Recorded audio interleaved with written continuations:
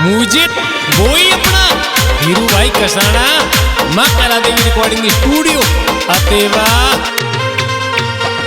अंग्रेजी पढ़बो काशी की छोरी आई लव बोले। अंग्रेजी पढ़बो काशी की छोरी आई लव बोले।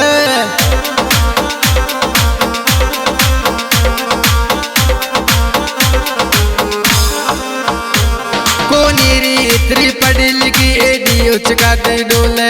अंग्रेजी पढ़बो काशी की छोरी आई लव बोले। अंग्रेजी पढ़बो काशी की जानू आई लव बोले। I love you.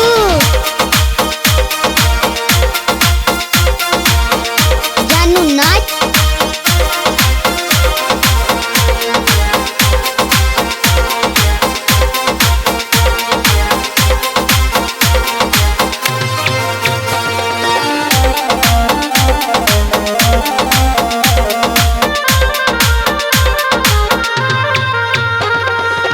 से हंस के बतड़ावे मुँह से मट्टी बोले।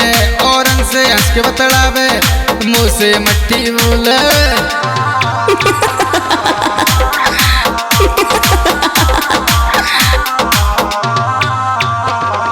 मन में थारे कहीं तू कतई वेदना खोले। मन में थारे कहीं तू कतई वेदना खोले। अंग्रेजी पढ़बो काशी की जानू आई लव बोले। अंग्रेजी पढ़बो काशी की छोरी आई लव बोले।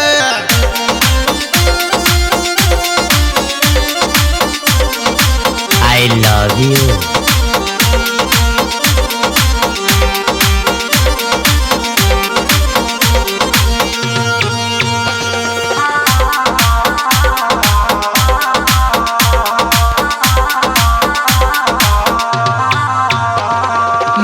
बात पैरों से सुजो घुबरो डोले। तू बात पैरों से सुजो घुबरो डोले। क्या?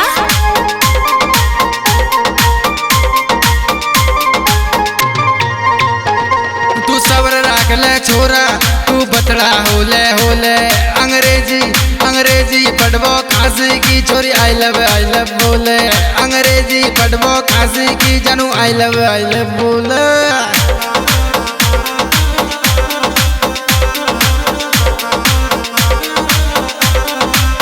और धीरू भैया छोरी का कह रही किसे मूड पकड़े।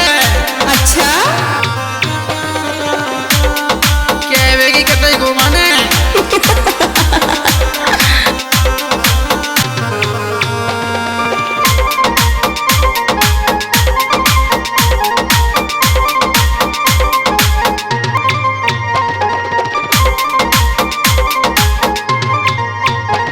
कहवेगी को माने जानू दिन भर माता फोड़े। कहवेगी को माने जानू दिन भर माता फोड़े। I like you.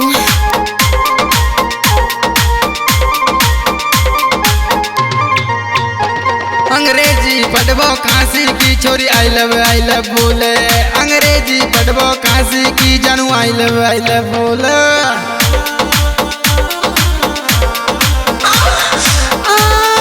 अरे अरे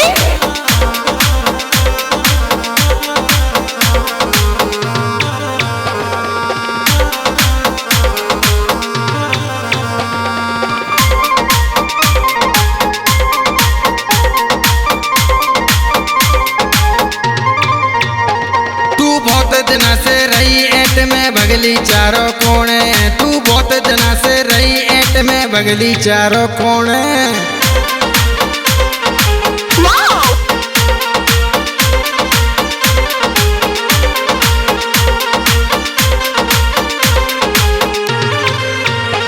तू सीधी रेले मिट्टी बन जा अब तो मन को मोले।